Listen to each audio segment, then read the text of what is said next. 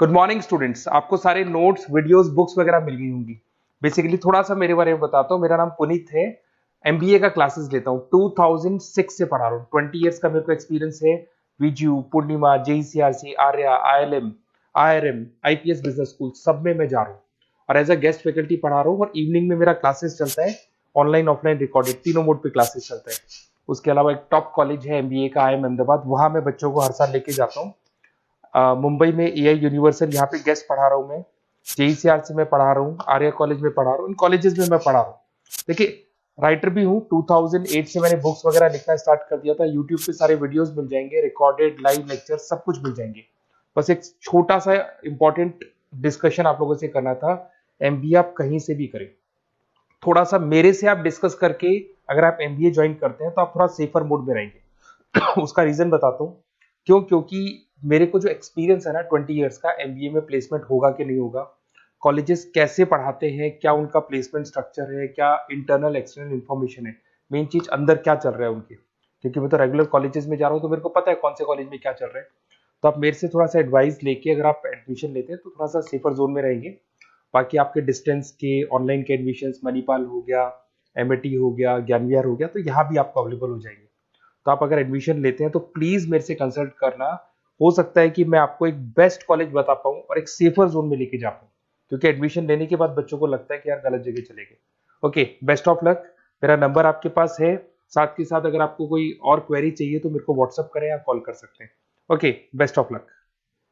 आज के इस गहन अध्ययन में हम एक ऐसे विषय पर बात करने वाले हैं जो हमारे रोजमर्रा के डिजिटल जीवन का एक बहुत ही अदृश्य लेकिन बेहद महत्वपूर्ण हिस्सा है।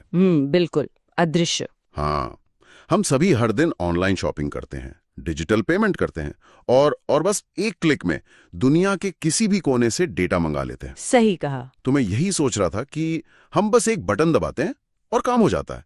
लेकिन क्या कभी किसी ने सोचा है कि इस क्लिक और काम पूरा होने के बीच के उन कुछ मिली सेकेंड्स में पर्दे के पीछे असल में क्या होता है? यही तो सबसे दिलचस्प बात है ना?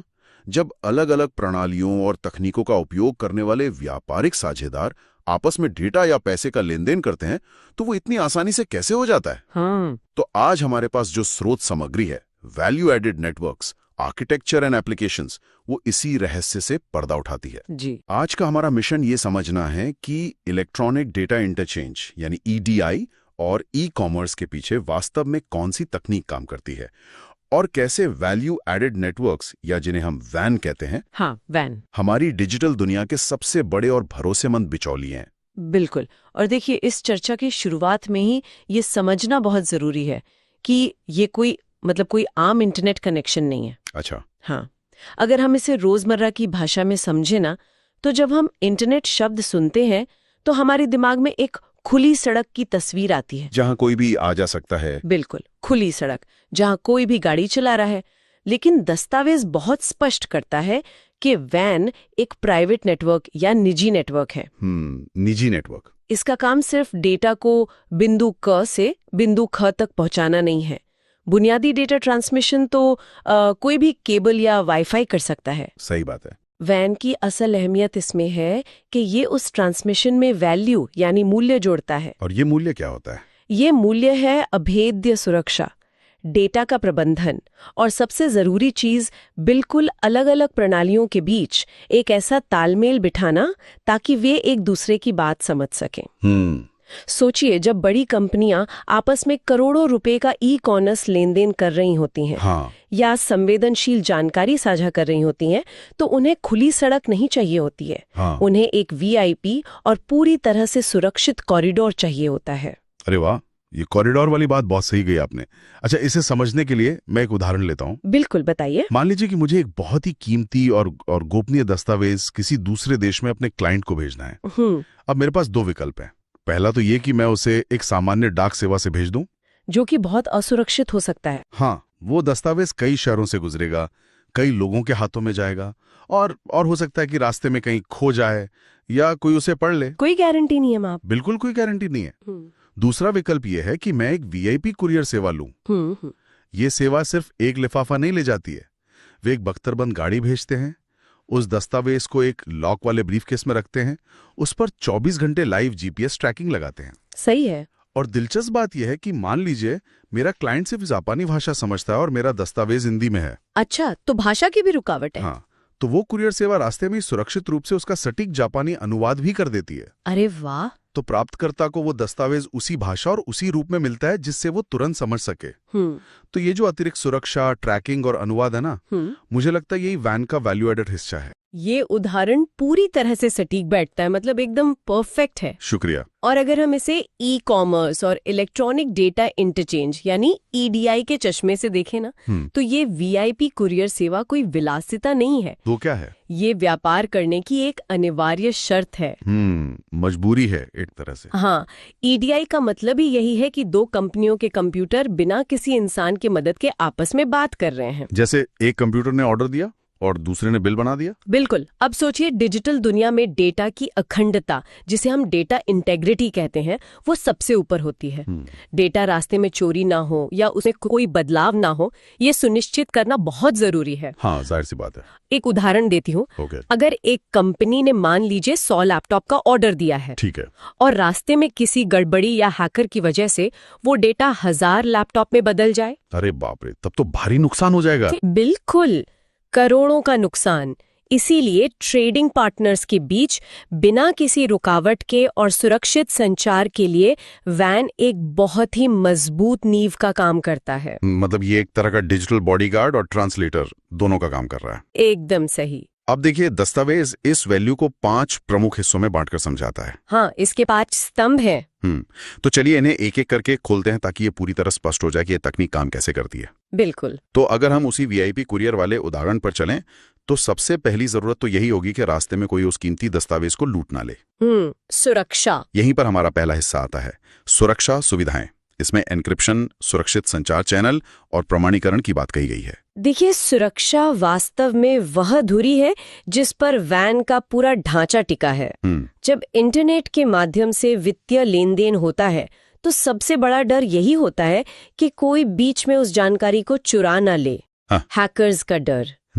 तो यहाँ प्रमाणीकरण या ऑथेंटिकेशन का मतलब है कि नेटवर्क ये सुनिश्चित करता है कि जो सिस्टम डेटा भेज रहा है और जो उसे प्राप्त कर रहा है, वे दोनों वही हैं जो वे होने का दावा कर रहे हैं। मतलब कोई बहरूपिया नेटवर्क में घुसपैठ नहीं कर सकता। एकदम सही। और रही बात एन्क्रिप्शन की, तो ये डेटा को एक ऐसे गुप्त कोड में बदल देता है जिसे केवल भेजने वाला और पाने वाला ही समझ सकता है। अच्छा। सुरक्षित संचार चैनल इस बात की गारंटी देते हैं कि अगर कोई हैकर रास्ते में उस डेटा पैकेट को इंटरसेप्ट कर भी ले, तो क्या होगा? तो उसे केवल कुछ बेतरतीब अक्षर और नंबर ही दिखेंगे, असली जानकारी नहीं मिलेगी। वाह।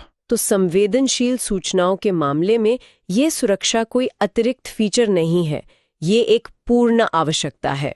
हाँ, तो एक तरह से ये उस बख्तरबंद गाड़ी की तरह है जिसे बाहर से न तो देखा जा सकता है और न ही तोड़ा जा सकता है। बिल्कुल। अब जब देपा सुरक्षित रूप से गाड़ी में बैठ गया है, तो दूसरी बड़ी समस्या आती है भाषा की, जो स्रोत में दूसरा हिस्सा है, डेटा फॉर्मेटिंग और अनुवाद। ये बहुत जरूरी हिस्सा है। ये मुझे सबसे दिलचस्प लगा, क्योंकि हम अक्सर सोचते हैं कि कंप्यूटर तो बस कंप्यूटर होते हैं, वे एक दूसरे से आसानी से बात कर लेते होंगे। हाँ, ये काम गलतफहमी है। लेकिन हकीकत में व्यापारिक साझेदार अलग अलग सॉफ्टवेयर और डेटा मानकों का उपयोग करते हैं। कोई कंपनी पुराने लेगेसी सिस्टम पर चल रही है, कोई आधुनिक क्लाउड का इस्तेमाल कर रही है। सही कहा। ऐसे में वैन एक डिजिटल दुभाषा कैसे बन जाता है? देखिए, ये बहुत ही व्यवहारिक चुनौती है। मान लीजिए कि एक कार बनाने वाली कंपनी है और दुनिया भर में उसके हजारों सप्लायर हैं जो उसे टायर, शीशे या इंजन के पुर्जे बेचते हैं। ठीक है। अब ये कार कंपनी अपना खुद का एक खास सॉफ्टवेयर इस्तेमाल करती है, लेकिन उसके सप्लायर छोटे बड़े हर तरह के हैं। सबका अपना अपना सिस्टम होगा। तो कोई शायद एक साधारण स्प्रेडशीट पर ही काम कर रहा है। तब तो बड़ा कंफ्यूजन हो जाएगा। बिल्कुल। अगर कार कंपनी को हर सप्लायर के सिस्टम के हिसाब से अपना सॉफ्टवेयर बदलना पड़े, तो व्यापार करना लगभग असंभव हो जाएगा। हाँ, वो तो काम ही नहीं कर पाएंगे। वैन इसी समस्या को सुलझाता है। ये डेटा को एक प्रारूप से दूसरे प्रारूप में बदलता है। कैसे? सप्लायर अपने सिस्टम से ऑर्डर भेजता है, वैन उस डेटा को ग्रहण करता है, उसे एक सार्वभौमिक मानक यानी कि एक यूनिवर्सल स्टैंडर्ड में बदलता है और फिर कार कंपनी के सिस्टम के अनुकूल प्रारूप में ढालकर उसे डिलीवर कर देता है। अरे वाह! इससे दोनों पक्ष अपनी अपनी तकनीक का उपयोग करते हुए भी एक दूसरे के साथ सहजता से संचार कर पाते हैं। ये तो बहुत ही शानदार व्यवस्था है। मतलब कंपनियों को इस बात की चिंता करने की जरूरत ही नहीं है कि सामने वाला किस टेक्निक का इस्तेमाल कर रहा है। बिल्कुल नहीं ही समझे आप। अब इसी से जुड़ा हुआ तीसरा हिस्सा है प्रोटोकॉल रूपांतरण। ये थोड़ा तकनीकी लगता है। प्रोटोकॉल का मतलब है कि डेटा भेजने के नियम क्या हैं, और जैसा कि हमने बात की, दुनिया भर में अलग अलग तरह के नेटवर्क हैं, तो वैन इन अलग अलग नियमों के बीच कैसे तालमेल बिठाता है? आसान शब्दों में कहे तो प्रोटोकॉल नेटवर्क की वो भाषा या नियम है जो ये तय करते हैं कि डेटा के पैकेट कैसे बनेंगे, किस गति से जाएंगे और कैसे चेक होंगे। अब क्योंकि दुनिया में विषम नेटवर्क है, यानी बिल्कुल अलग अलग तरह के नेटवर्क, तो उनके प्रोटोकॉल भी अलग होते हैं। वैन इन अलग अलग संचार प्रोटोकॉल्स के बीच एक मध्यस्थ या पुल का काम करता है। अच्छा, अगर इसे एक भौतिक उदाहरण से समझें तो मान लीजिए कि डेटा यातायात या ट्रैफिक है। ठीक है। एक देश में गाड़ियां सड़क की बाईं ओर चलती हैं और दूसरे देश में दाईं ओर। सही उदाहरण है, बिल्कुल एकदम कोलाहल मच जाएगा। तो क्या वैन एक तरह से सीमा पर बना हुआ वो अत्याधुनिक चौराहा या इंटरचेंज है जो बाईं ओर से आने वाली गाड़ियों को बिना रोके या बिना किसी दुर्घटना के बहुत ही सुचारू रूप से दाईं ओर वाले रास्ते पर डाल देता है? आपने बिल्कुल सटीक बात कही। वो यही सुनिश्चित करता है कि डेटा प्रवाह बिना किसी रुकावट के जारी रहे। अब अगर हम इसी यातायात वाले उदाहरण को थोड़ा और आगे बढ़ाएं ना। हाँ, बताइए। तो ये हमें वैन के चौथे हिस्से तक ले जाता है, संदेश प्रबंधन। आपने गाड़ियों के सुरक्षित रूप से रास्ता बदलने की बात तो कर ली। हाँ। लेकिन क्या होगा जब अचानक से उस चौराहे पर लाखों गाड़ियां एक साथ आ जाए? अरे हाँ, जैसे किसी ई-कॉमर्स वेबसाइट पर दिवाली की बहुत बड़ी सेल चल रही हो और एक ही सेकंड में लाखों लोग पेमेंट कर रहे हों। एकदम सही। डिजिटल दुनिया में ट्रैफिक जैम की स्थिति नेटवर्क को पूरी तरह से ठप कर सकती है। सर्वर्स क्रैश हो जाते हैं कई बार। बिल्कुल। यहीं पर संदेश प्रबंधन का काम शुरू होता है।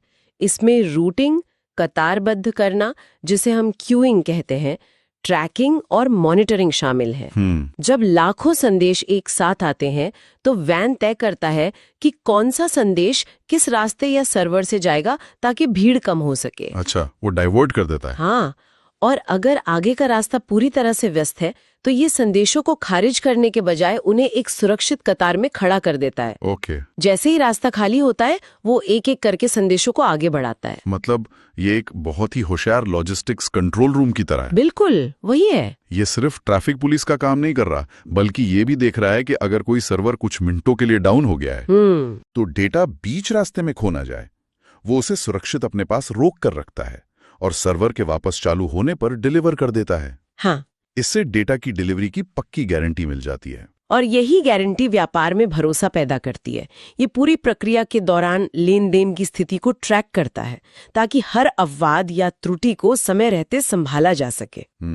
अब इसका अंतिम और पांचवा हिस्सा है वैल्यू एडेड सेवाएं या अतिरिक्त सेवाएं। ठीक है। बुनियादी तौर पर डेटा को सुरक्षित पहुंचाने और उसका रूप बदलने के बाद वैन कुछ ऐसी सेवाएं भी देता है जो कॉर्पोरेट प्रशासन और जवाबदेही के लिए बहुत जरूरी हैं। जैसे डेटा का सत्यापन, संदेशों को संग्रहित करना या उनका आर्काइव बनाना और ऑडिट ट्रेल्स तैयार करना। ये ऑडिट ट्रेल वाली बात बहुत अहम है। व्यापार में विवाद होना आम बात है। मान लीजिए कंपनी कहती है कि हमने तो पेमेंट भेज दी थी। हाँ। और दूसरी कंपनी कहती है कि हमें तो नहीं मिली। ऐसे में क्या होगा? ऐसे विवादों को सुलझाने में ऑडिट ट्रेल सबसे बड़ा हथियार है। कैसे? वैन हर एक गतिविधि का डिजिटल पद चिन्ह सहेज कर रखता है। डेटा कब भेजा गया, उसका आकार क्या था, वह किस समय किस सर्वर से गुजरा और उसे प्राप्तकर्ता के सिस्टम ने कब स्वीकार किया। मतलब पूरी जन्म कुंडली निकाल कर दे देता है। बिल्कुल। ये एक ऐसा पक्का डिजिटल सबूत है जिसे कोई भी झुठला नहीं सकता। इसके अलावा डेटा सत्यापन ये सुनिश्चित करता है कि कोई भी अधूरा या गलत डेटा, जैसे कि कोई ऐसा फॉर्म जिसमें कुछ जरूरी जानकारी छूट गई हो, सिस्टम में आगे ना जा सके। अच्छा, वो पहले रिजेक्ट कर देगा। हाँ, ये उसे शुरुआत में ही रोक देता है। ये जो अतिरिक्त रिपोर्टिंग और ऑडिट की क्षमताएं हैं, ये पूरी प्रणाली में पारदर्शिता लाती हैं। देखिए, इन पांचों हिस्सों को, सुरक्षा, अनुवाद, प्रोटोकॉल रूपांतरण, संदेश प्रबंधन और ऑडिट सेवाओं को समझने के बाद ये साफ हो जाता है कि वैन कोई साधारण चीज नहीं है। बिल्कुल नहीं। लेकिन अक्सर तकनीक तब तक सिर्फ एक थ्योरी लगती है जब तक हम उसे अपनी असल जिंदगी में काम करते हुए ना देख लें। सही बात है। उदाहरण से ही चीजें साफ होती हैं। और इस दस्तावेज में एक बहुत ही जाना माना उदाहरण दिया गया है जिसका इस्तेमाल हम सब ने कभी ना कभी किया है। भारत का NEFT system, national electronic fund transfer. हाँ, जब हम अपने फोन से किसी को पैसे भेजते हैं और वो कुछ ही घंटों में सामने वाले के खाते में पहुंच जाता है तो हमें लगता है कि ये बहुत सीधा सा काम है। लेकिन NEFT असल में एक बहुत ही विशाल और जटिल वैन है। चलिए इस पूरी चर्चा को इस रोजमर्रा के अनुभव से जोड़कर देखते हैं। ये एक बेहतरीन तरीका है इस पूरी तकनीक की अवधारणा को व्यवहारिक रूप में समझने का। जब हम NEFT कहते हैं तो ये वास्तव में एक वित्तीय वैल्यू एडेड नेटवर्क ही है जो रिजर्व बैंक ऑफ इंडिया के कड़े नियंत्रण में काम करता है। अच्छा। अगर हम उन 5 सिद्धांतों को लें जिनकी हमने अभी चर्चा की है और उन्हें NEFT के एक साधारण लेनदेन पर लागू करें तो हमें इस नेटवर्क की असली ताकत समझ में आएगी। ठीक है, एक उदाहरण लेते हैं। मान लीजिए कि कोई व्यक्ति स्टेट बैंक ऑफ इंडिया के अपने खाते से HDFC बैंक के किसी खाते में 10,000 रुपए भेज रहा है। ठीक है, तो इस प्रक्रिया में पहला कदम होगा सुरक्षा। जब मैंने अपने फोन पर सेंड का बटन दबाया तो ये पैसा हवा में नहीं तैर रहा। बिल्कुल नहीं। जैसे ही लेनदेन शुरू होता है बैंकिंग मानकों के अनुसार सबसे उच्च स्तर का एन्क्रिप्शन लागू हो जाता है। ये सुनिश्चित करता है कि रास्ते में कोई भी उस लेनदेन के डेटा को इंटरसेप्ट करके भेजने वाले के खाते की जानकारी या पैसे की रकम को न बदल सके। हाँ, वरना कोई 10,000 को 10 लाख बना दे। बिल्कुल। RBI ने धोखाधड़ी रोकने के लिए इसके बहुत कड़े नियामक मानक तय किए हैं। ये सुरक्षा का वो पहला आवरण है जिसके बिना डिजिटल बैंकिंग संभव ही नहीं है। अब आता है दूसरा और तीसरा कदम, डेटा अनुवाद और प्रोटोकॉल रूपांतरण। अब SBI का सिस्टम HDFC के सिस्टम से बहुत अलग हो सकता है। हाँ, बिल्कुल अलग होता है। उनके सॉफ्टवेयर अलग होंगे। तो यहाँ NEFT बीच में आकर क्या करता है? यहाँ NEFT एक मानकीकृत मैसेजिंग फॉर्मेट का उपयोग करता है। जब SBI से पैसे भेजने का संदेश निकलता है तो NEFT का नेटवर्क उसे एक ऐसे संरचित प्रारूप में ग्रहण करता है जो पूरे बैंकिंग सिस्टम में मान्य है। अच्छा। वह अलग अलग कोर बैंकिंग सिस्टम के बीच एक पुल का काम करता है। प्राप्त करने वाले बैंक का बुनियादी ढांचा चाहे जितना भी पुराना या नया हो, NEFT उस संदेश को अनुवादित करके सीधे उनके सिस्टम में इस तरह डाल देता है कि उन्हें वह पूरी तरह समझ में आ जाए। तो इसी वजह से पैसा बिना किसी मानवीय हस्तक्षेप के सीधे सही खाते में जमा हो जाता है। बिल्कुल, एकदम ऑटोमेटिक। और फिर चौथा कदम है संदेश प्रबंधन। मैं कल्पना कर सकता हूं कि महीने की पहली तारीख को जब पूरे देश में करोड़ों लोगों की सैलरी उनके खातों में आ रही होती है। अरे हाँ, वो तो सबसे व्यस्त दिन होता है। हाँ, तो ये नेटवर्क कितना व्यस्त हो जाता होगा। अगर उस ट्रैफिक जाम को सही से ना संभाला जाए तो शायद पूरा बैंकिंग सिस्टम ही क्रैश हो जाए। यहीं पर NEFT के रूटिंग और कतारबद्ध करने की क्षमताएं जिनकी हमने पहले बात की थी वो सबसे ज्यादा काम आती हैं। ये सिस्टम इन करोड़ों फंड ट्रांसफर संदेशों को कतार में लगाता है और बैचों में प्रोसेस करता है। अच्छा, बैचेस में? हाँ, ये हर एक लेनदेन पर नजर रखता है कि कौन सा संदेश किस बैंक से निकला है और उसे कहाँ पहुंचना है। अगर बीच में किसी बैंक का सर्वर कुछ सेकंड के लिए डाउन हो जाए तो सिस्टम उस लेनदेन को फेल करने के बजाय उसे सुरक्षित कतार में रोक लेता है और जैसे ही कनेक्टिविटी वापस आती है उसे प्रोसेस कर देता है। यही कारण है कि हमारा पैसा कभी भी हवा में नहीं खोता। एकदम सही। और आखिर में जब पैसा पहुंच जाता है तो हमें एक प्यारा सा SMS या ईमेल आता है कि ट्रांजैक्शन सक्सेसफुल। यही वो 5वां कदम है, वैल्यू एडेड सेवाएं। जी हाँ, वो इलेक्ट्रॉनिक पुष्टिकरण उसी सेवा का हिस्सा है। इसके अलावा दिन के अंत में स्वचालित सुलह या जिसे हम ऑटोमेटेड रिकॉन्सिलिएशन कहते हैं, वो भी इसी में आता है। ये क्या होता है? NEFT सिस्टम ये सुनिश्चित करता है कि दिन भर में जितना पैसा एक बैंक से निकला है उसका पूरा हिसाब दूसरे बैंक में जमा हुए पैसे से एकदम सटीक बैठे। अच्छा, हिसाब मिलाना। हाँ, ये बैंकों और नियामक अधिकारियों को ऑडिट करने की पूरी क्षमता देता है जिससे पूरी वित्तीय प्रणाली में पारदर्शिता बनी रहती है। ये सच में दिमाग को झकझोर देने वाला है। अगली बार जब मैं कोई ऑनलाइन पेमेंट करूंगा तो मैं केवल एक सेंड बटन नहीं देखूंगा, बल्कि मुझे वो पूरी डिजिटल पाइपलाइन, वो बख्तरबंद गाड़ी, अनुवादक और लॉजिस्टिक्स कंट्रोल रूम सब याद आएंगे जो उस एक क्लिक के पीछे काम कर रहे हैं। बिल्कुल। ई कॉमर्स और डिजिटल बैंकिंग का ये विशाल ढांचा ताश के पत्तों की तरह ढह जाएगा। इसमें कोई शक नहीं है, वैन उस अदृश्य गोंद की तरह है जो हमारी आधुनिक डिजिटल अर्थव्यवस्था को जोड़े हुए है। सही कहा। लेकिन देखिए, अगर हम भविष्य की ओर देखें तो एक बहुत ही दिलचस्प विचार सामने आता है। वो क्या? आज वैन करोड़ों डेटा प्रारूपों और अलग अलग प्रोटोकॉल्स का अनुवाद और प्रबंधन कर रहे हैं। हाँ। लेकिन जैसे जैसे वैश्विक व्यापार का विस्तार हो रहा है, नई नई तकनीकें आ रही हैं, तो क्या भविष्य में इन नेटवर्कों के अनुवाद तंत्र को किसी बुनियादी बदलाव की आवश्यकता होगी? ये सोचने वाली बात है। क्या हम कृत्रिम बुद्धिमत्ता यानी AI को इस अनुवाद और प्रबंधन के काम में स्वायत्त रूप से निर्णय लेते हुए देखेंगे, ताकि ये नेटवर्क और भी अधिक जटिल और विविधतापूर्ण प्रणालियों को आसानी से संभाल सके? वाह, ये एक ऐसा सवाल है जो तकनीक की दुनिया की अगली बड़ी दिशा तय कर सकता है। ये वाकई एक बहुत ही विचारणीय बिंदु है। तकनीक कभी ठहरती नहीं है और ये सोचना बहुत ही रोमांचक है कि AI भविष्य में इन अदृश्य नेटवर्क्स को कितना स्मार्ट बना सकता है। बिल्कुल। मुझे उम्मीद है कि आज के इस गहन अध्ययन से डिजिटल लेनदेन के पीछे काम करने वाली इस अदृश्य दुनिया को समझने में बहुत मदद मिली होगी। अब आप लोग जब भी कोई डिजिटल लेनदेन करेंगे तो उसे एक बिल्कुल नए और तकनीकी नजरिए से देख पाएंगे। आज की इस ज्ञानवर्धक चर्चा में हमारे साथ जुड़ने के लिए बहुत बहुत धन्यवाद। मिलते हैं अगली बार एक और नए और दिलचस्प विषय के साथ।